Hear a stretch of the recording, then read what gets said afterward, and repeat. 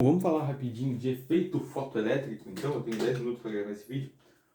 O efeito fotoelétrico, cara, né, dado por Albert Einstein, mais uma vez, o cara, obrigado Einstein, porque, né, sem as ideias do cara a gente não teria muita coisa, não só dele, obviamente, mas do público, né, do século XX em geral, né, e até antigamente.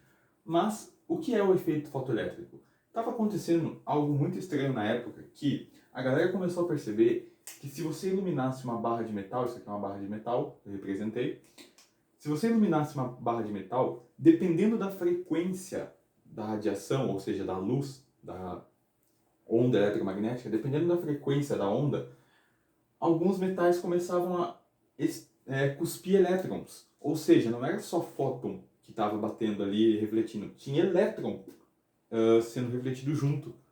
E não se conseguiu entender o porquê disso. O Einstein, né, já conhecia, até porque já era famosa naquela época a ideia de Max Planck, que a energia era quantizada e dependia da constante de Planck, que multiplicava a frequência. O Einstein, então, usando a ideia de Planck, viu que se fosse uma frequência baixa, se a frequência fosse baixa, a energia seria maior, ou melhor, a energia seria menor, né? Porque isso aqui é uma constante. Se abaixa a frequência, a energia também abaixa. Então, quanto menor fosse a frequência, menor era a energia. Quando a energia era menor, esses fótons, o fóton não, esses elétrons, eles não eram emitidos da barra. Então, quanto mais você aumentava a frequência, você aumentava a energia. Isso daqui dava uma batida meio, a gente pode dizer batida, né? Dava um choque forte, e aí, da quantização, né? Da energia quantizada, e aí os elétrons eram expelidos. Eles eram expelidos conforme a frequência, conforme a energia da luz, né? Levando em consideração que a luz é quantizada, como diz a energia, na verdade, era quantizada, como dizia Max Planck, né? Ele até chamou essa energia de quanta, né? Pacotes de quanta, pacotes de energia. O Einstein, então, chegou à relação de que a energia cinética máxima do elétron, a energia cinética máxima do elétron que foi emitido, tinha que ser igual à energia máxima, ou esse E, né, do Planck, menos a função trabalho do metal. O metal tem uma certa função trabalho. O que seria a função trabalho? É uma característica do metal que está sendo iluminado, que está sendo estudado, beleza? Dependia disso daí. Então, chegou-se que a energia cinética máxima de um elétron era igual a HF, né, que é a energia de Max Planck, menos essa função trabalho do metal. E aí, essa é a maneira mais vista, né, do efeito fotoelétrico, a equação, mas essa função trabalho pode ser calculada como H, que é a constante de Planck, vezes a frequência de corte. Esse F0 representa a frequência de corte. O que é a frequência de corte? A frequência de corte é a frequência mínima para que elétrons sejam expelidos, né, do metal. Se a frequência for abaixo da frequência de corte, não tem elétron expelido. Se F for maior ou igual à frequência de corte, acontece o efeito fotoelétrico. Se a frequência for menor do que a frequência de corte, não acontece o efeito fotoelétrico.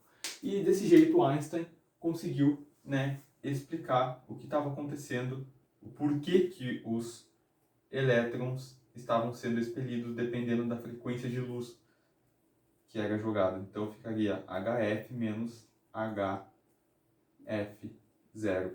Mas a maneira mais vista é essa daqui. Beleza?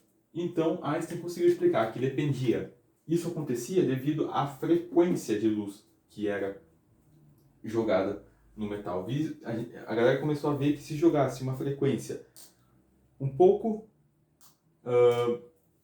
tinha um certo limite, né? Que a frequência começava a aumentar e aí mais elétrons eram expelidos com muita rapidez e com uma velocidade, com uma energia cinética alta, né? A gente sabe que o elétron tem massa e tem velocidade, por isso que é a energia cinética máxima do elétron que é calculada.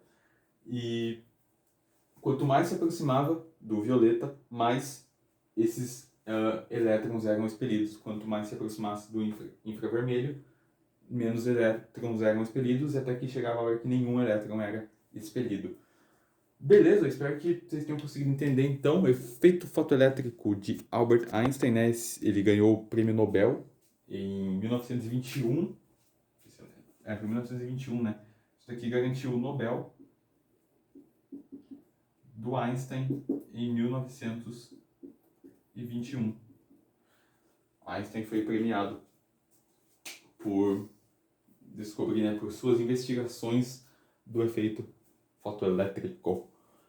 Óbvio que o nome vem depois dos estudos, né? Mas é isso.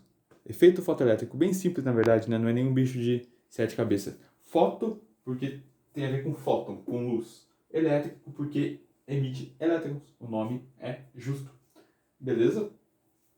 Outra maneira, né, que eu ia finalizar o vídeo, mas a gente poderia calcular isso daqui, seria colocando a constante de Planck em evidência.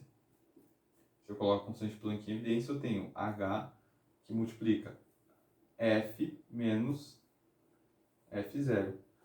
Dessa maneira, se eu jogar isso daqui para o outro lado, ou melhor, se eu passar esse H dividindo, né, eu vou ter que F menos F0 é igual a energia cinética máxima dividido pela constante de Planck. Se eu quero achar a frequência, certo? Se eu quero achar a frequência, eu faço F igual a energia cinética máxima